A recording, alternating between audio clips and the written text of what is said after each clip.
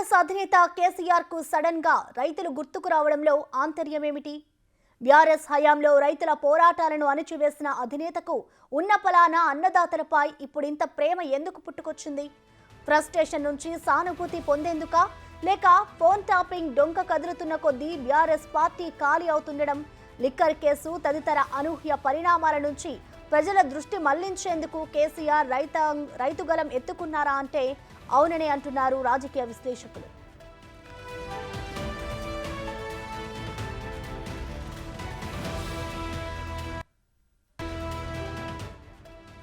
Liquor కేసులో పీకల్లోతు కష్టాల్లో కూరుకుపోయి jail జీవితం గడుపుతున్న కన్న కూతురు కవిత కన్నీళ్లు తుడవలేని కేసీఆర్ కు రైతుల కన్నీళ్లు తుడిచే తీరిక, మనసు ఇప్పుడే కలగడమేమిటని అందరూ అవాక్కవుతున్నారు. రైతులపై ఇంత ప్రేమ చూపుతున్న కేసీఆర్ బీఆర్ఎస్ హయాంలో విత్తనాలు, వ్యవసాయ ఉపకరణాలపై సబ్సిడీలను ఎత్తివేసి సన్న చిన్నకారు రైతాంగం నడ్డి విరిచిన వైనం మరిచిపోయారా అని రాజకీయ ప్రత్యర్థులు ప్రశ్నిస్తున్నారు.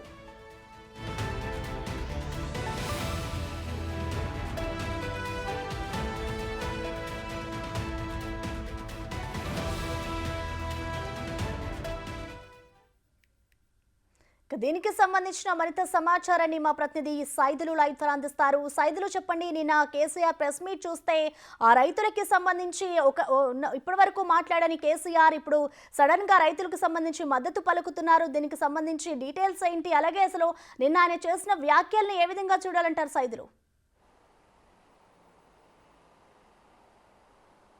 నిన్న కేసీఆర్ నల్గొండ ఎండిన పంటలకు సంబంధించి యాత్రకి సంబంధించి కొనసాగింది. అయితే ముఖ్యంగా 3 జిల్లాల్లో అతను పర్యటన కూడా చేశారు. ముఖ్యంగా రైతులు ఎండిపోయిన పంటలను పరిశీలించి అక్కడున్న రైతులను పరామర్శించారు. అయితే వాస్తవంగా ఈ మధ్యకాలంలో చూస్తున్నాం, బీఆర్ఎస్ పార్టీ 10 ఏళ్ళు అధికారంలో ఉండగా అక్కడ జరుగుతున్నటువంటి అవినీతికి సంబంధించి ముఖ్యంగా ఒక్కొక్కటిగా బయటపడుతూ వస్తున్నాయి. ముఖ్యంగా ఢిల్లీ లిక్కర్ స్కామ్ అయితే, కాళేశ్వరం అవినీతి ఏంది, ఫోన్ ట్యాపింగ్ వ్యవహారం అది అంతా కూడా బీఆర్ఎస్ పార్టీకి చెందినటువంటి ముఖ్య నేతల ఆ మెడకు ఉచ్చు బిగుస్తుందని చెప్పవచ్చు. చూసాం మనము ఈరోజు రేపు ఇక అమెరికా నుంచి ప్రభాకర్ రావు కూడా వస్తున్నారు అంటున్నారు. సో అతన్ని విచారిస్తే మిగతా సంబంధించిన బీఆర్ఎస్ నేతల పేర్లు కూడా బయటకు వచ్చే అవకాశం కనిపిస్తుంది.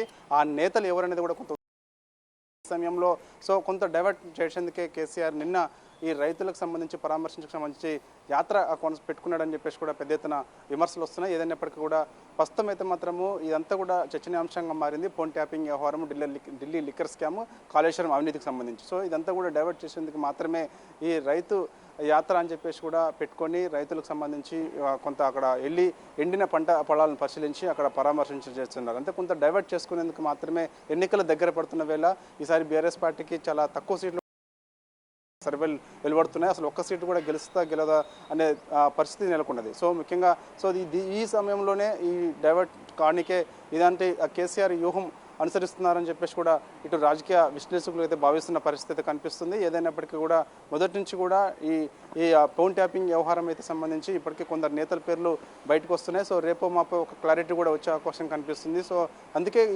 ఇలాంటి రైతు యాత్ర అని చెప్పేసి పెట్టి కేసీఆర్ చేస్తున్నారు అన్నట్టు కూడా చెప్తున్న పరిస్థితి కనిపిస్తుంది. ఏదైనప్పటికీ కూడా ఎన్నికలు దగ్గర పడుతున్న వేళ రేపో మాపో మళ్ళా కరీంనగర్ కూడా కేసీఆర్ రైతు యాత్ర అని చెప్పేసి మరో యాత్ర చేపట్టబోతున్నారు ఏప్రిల్ 5వ తారీఖున. సో ఈ విధంగా వరుసగా అంటే ఒకవైపు ఎన్నికలు దగ్గర పడుతుండడం, ఇంకోవైపు ఆ ఎన్నికలను ఏ విధంగా ఛాలెంజింగ్గా తీసుకొని ముందుకెళ్లాలని చెప్పేసి చెప్తున్నప్పటికీ కూడా కొంత ఇప్పటికే కార్యకర్తలు నైరాశ్యం చెందుతున్న పరిస్థితి కనిపిస్తుంది. క్యాడర్ అంతా కూడా చేజారిపోతున్నది. ముఖ్యంగా ఏ సమయంలో ఎవరు ఇప్పుడు ఉదాహరణ అంటే 17 లోక్సభ స్థానాల అభ్యర్థులు బీఆర్ఎస్ ప్రకటన చేసినప్పటికీ కూడా వరంగల్ నుంచి కడియం కావ్య నుంచి తప్పుకున్నట్టు కూడా కేసీఆర్కి బహిరంగ లేఖ రాయడం జరిగింది. సో ఇక ఈ మధ్యకాలంలోనే అంటే ఈ నామినేషన్లో గడువు దగ్గరకు వచ్చే లోపు ఎవరు ఏ సమయంలో పోటీ నుంచి తప్పుకుంటారో తెలియనటువంటి పరిస్థితి నెలకొందని చెప్పవచ్చు. ఇప్పటికే మహబూబాబాద్ నుంచి కూడా కవిత కొంత ఆమె నిరాశగా ఉన్నది, ఆసక్తి చూపించట్లేదని చెప్పేసి కూడా పెద్ద ఎత్తున వార్తలు వస్తున్నాయి. అదేవిధంగా ఖమ్మం నుంచి కూడా నామనేశ్వర కూడా కొంత నిరాశ ఉన్నారు, పోటీకి ఆసక్తి చూపించట్లేదని చెప్పేసి చెప్తున్న పరిస్థితి కనిపిస్తుంది. సో ఇలాంటి పరిస్థితులలో బీఆర్ఎస్కి సంబంధించి కొందరు నేతలు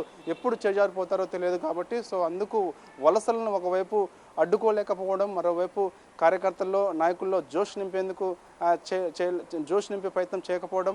సో ఇదంతా మరోవైపు లిక్కర్ స్కాము, కాళేశ్వరం అవినీతి, ఫోన్ ట్యాపింగ్ వ్యవహారం అంతా బయటపడడం. సో ఇదంతా కూడా డైవర్ట్ చేసేందుకు మాత్రమే రైతు యాత్ర అని చెప్పేసి కూడా కేసీఆర్ ఇలాంటి పన్నాగం పొందారని చెప్పేసి కూడా వార్తలు వెలువడుతున్నాయి. రాజకీయ విశ్లేషకులు కూడా ఇదే చెప్తున్న పరిస్థితి కనిపిస్తుంది. ప్రసన్న సైదులు, చూసుకుంటే ప్రభుత్వంలో అధికారంలో ఉన్నప్పుడు ఎప్పుడు కూడా కేసీఆర్ నుంచి ఎప్పుడూ మాట్లాడలేదు. కనీసం మద్దతు ధరకి సంబంధించి కూడా ఆయన మాట్లాడిన పరిస్థితి నెలకొంది. సో సడన్గా ఇలాంటి టైంలో అంటే ఏదైతే ఢిల్లీ లిక్కర్ స్కామ్ కానివ్వచ్చు, అలాగే ఇటు ఫోన్ ట్యాపింగ్ కేసు కానివ్వచ్చు, ఈ రెండింటిని విచారణలోకి తీసుకుని అంటే ఒక పరిగణలోకి తీసుకొని డైవర్ట్ చేయడానికే ఈ విధంగా చేస్తున్నారు అంటూ కూడా ఇటు కాంగ్రెస్ నేతలైతే ఆరోపిస్తున్నారు. మొత్తంగా దీన్ని ఏ విధంగా చూడాలంటారు? అలాగే ఇటు కాంగ్రెస్ ప్రభుత్వాన్ని కూడా ఆయన విమర్శించిన పరిస్థితి నెలకొంది. ఎస్, తప్పకుండా. ఎందుకంటే గతంలో కూడా 10 ఏళ్ల పాటు బీఆర్ఎస్ పార్టీ అధికారంలో ఉండగా అప్పుడు ఎకరానికి మద్దతు ధర 10,000 మాత్రమే ప్రకటన చేశారు. కొన్ని చోట్ల ఎండిన పంటల పొలాలు కానీ అకాల వర్షాలకు నష్టం కలిగిన వాటికి కూడా ఎక్కడ కూడా మద్దతుకి సంబంధించి రైతులకు భరోసా ఇవ్వడంలో బీఆర్ఎస్ వైఫల్యం చెందిందని చెప్పేసి కూడా అప్పుడు ఉన్నటువంటి ప్రతిపక్షంలో ఉన్నటువంటి కాంగ్రెస్ కూడా ఆరోపణ చేసింది. కానీ తీరా ఇప్పుడు బీఆర్ఎస్ పార్టీ అధికారం కోల్పోయిన తర్వాత, కాంగ్రెస్ పార్టీ అధికారంలోకి వచ్చిన తర్వాత ఇప్పుడు ఎకరాకి 25,000 రూపాయలు ఇవ్వాలని చెప్పేసి ఏ ముఖం పెట్టుకొని డిమాండ్ చేస్తున్నారు? గత 10 ఏళ్లలో మీరు చేసినటువంటి ఏదైతే రైతులకు సంబంధించిన పంట ధర పెట్టుబడి విషయంలో కానీ, అదేవిధంగా పంటలను మద్దతు ధర ఇచ్చి కొనడంలో కానీ పూర్తిగా విఫలమయ్యారు. కాబట్టి సో ఇప్పుడు కావాలని మాపై బదనం చేసేందుకే కాంగ్రెస్ పార్టీ వచ్చిన తర్వాత కరువు వచ్చిందని చెప్పేసి, కాంగ్రెస్ పార్టీ వచ్చిన తర్వాత నీళ్లు లేవని, కాంగ్రెస్ పార్టీ వచ్చిన తర్వాత కరెంటు లేదని చెప్పేసి ఒక బదనం చేసేందుకు మాత్రమే ఇలాంటి పన్నాగం పొందుతున్నారని చెప్పేసి కూడా ఇటు కాంగ్రెస్ నాయకులు ఆరోపిస్తున్న పరిస్థితి కనిపిస్తుంది. వచ్చిన 3 నెలల్లోపే ఇవన్నీ అమలు చేయాలని చెప్పేసి, అదేవిధంగా క్వింటాకి 500 రూపాయలు బోనస్ ఇచ్చి కొనాలని చెప్పేసి కూడా బీఆర్ఎస్ మాట్లాడుతున్నది. గతంలో కూడా మీరు 10 ఏళ్ళ అధికారంలో ఉన్నప్పుడు కూడా ఎంత బోనస్ ఇచ్చి వడ్లు కొన్నారు? కనీసం మద్దతు ధర రైతులకు కల్పించిన పరిస్థితిలో ఉన్నవారు ఇవాళ ఏ మొహం పెట్టుకొని మమ్మల్ని బోనస్ 500 రూపాయలు ఇచ్చి వడ్లు కొనమని చెప్తున్నారని చెప్పేసి కూడా కాంగ్రెస్ పార్టీ నాయకులు చెప్తున్న పరిస్థితి కనిపిస్తుంది. ఏదైనప్పటికీ కూడా కాంగ్రెస్ ఖచ్చితంగా రైతుల పక్షాన ఉంటుంది. ఎండిన పంట పొలాల విషయంలో కూడా మొత్తం అంచనా వేసిన తర్వాత వాళ్ళని ఖచ్చితంగా ఆదుకుంటామని చెప్పేసి కూడా చెప్తున్న పరిస్థితి కనిపిస్తుంది. ఎవరైతే అకాల వర్షాల వల్ల నష్టపోయారో వాళ్ళందరినీ కూడా ఒక అంచనా వేసి ఇప్పటికీ జిల్లా కలెక్టర్ని ముఖ్యమంత్రి రేవంత్ రెడ్డి ఆదేశాలు జారీ చేశారు. సో అంతా కూడా పరిస్థితిని అంతా కూడా అంచనా వేసిన ఖచ్చితంగా రైతులకు సంబంధించి ఖచ్చితంగా పేదల పక్షాన కాంగ్రెస్ పార్టీ ఉంటుంది. కాబట్టి రైతులకు మద్దతు ధర ఇచ్చి వడ్లు కొంటాము. అదేవిధంగా ఇచ్చిన హామీ మేరకు 500 రూపాయల బోనస్ కూడా వడ్లు ఇచ్చి బోనస్ 500 రూపాయలు బోనస్ ఇచ్చి వడ్లు కొంటామని చెప్పి చెప్తున్న పరిస్థితి కనిపిస్తుంది. ఇక కరెంట్ విషయంలో కూడా ఎక్కడ కూడా కరెంటు నిమిషం రెప్పపాటులో కూడా కరెంటు పోకుండా చూస్తున్నామని చెప్పేసి కూడా చెప్తున్న పరిస్థితి కనిపిస్తుంది. సో కొద్దిగా కరువు అంటే నీళ్ళు పరిస్థితి అంటే గతంలో వర్షాలు కురవకపోవడం వల్లనే కొంత ఇలాంటి పరిస్థితి దాపురించింది తప్ప మిగతాది ఏం లేదు. కావాలనే ఇలాంటి ప్రచారం ఏదైతే లిక్కర్ స్కామ్ ఉందో, ఏదైతే అవినీతి కాళేశ్వరం ఉందో, అదేవిధంగా ఢిల్లీ ట్యాపింగ్ అంటే ఫోన్ ట్యాపింగ్ వ్యవహారం ఉందో, ఇదంతా కూడా కొంత డైవర్ట్ చేసుకునేందుకే కేసీఆర్ ఇలాంటి పన్నాగం పొందుతున్నారని చెప్పేసి కూడా ఇటు కాంగ్రెస్ నాయకులు ఆరోపిస్తున్న పరిస్థితి కనిపిస్తుంది. ప్రసన్న సైదులు ఇటు మరోవైపు చూసుకుంటే నిన్న జరిగిన ఈ మీటింగ్లో ఇటు విలేకరులకు కూడా క్వశ్చన్స్ అడగడానికి కూడా ఆయన ఛాన్స్ ఇవ్వలేదు. నో క్వశ్చన్స్ అంటూ కూడా కేసీఆర్ చెప్పుకొచ్చారు. అంటే ఎలా అర్థం చేసుకోవాలంటారు? అంటే ఢిల్లీ లిక్కర్ స్కామ్కి సంబంధించి ఇటు విలేకరులు అడుగుతారు అని ముందుగానే గ్రహించి ఆయన ఛాన్స్ ఇవ్వలేదు అనుకోవచ్చా? తప్పకుండా. మొదటి నుంచి ప్రెస్ మీట్ నిర్వహిస్తున్న సమయంలో గతంలో 10 ఏళ్ల పాటు అధికారంలో ఉండడం కూడా తను చెప్పింది రాసుకోవాలని చెప్పేసి కూడా ఇటు కేసీఆర్ కానీ, అదేవిధంగా హరీష్ రావు, కేటీఆర్ కానీ ఇప్పుడు కూడా ఇదే పదే మాట్లాడుతూ ఉంటున్నారు. ఏదన్నా జర్నలిస్టులకు సంబంధించి క్వశ్చన్ అడుగుతున్నప్పుడు దాన్ని ఎట్టి పరిస్థితుల్లో కూడా క్వశ్చన్స్కి అడిగే ఛాన్స్ లేదని చెప్పేసి ముందే తను చెప్తూ వస్తున్నారు.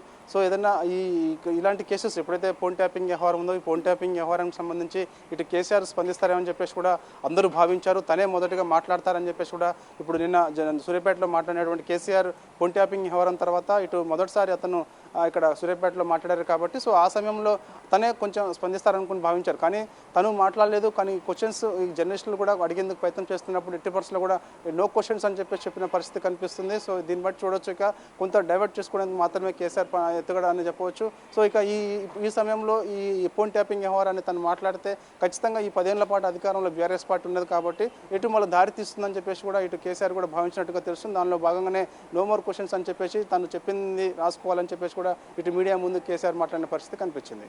Right Saidulu, thank you.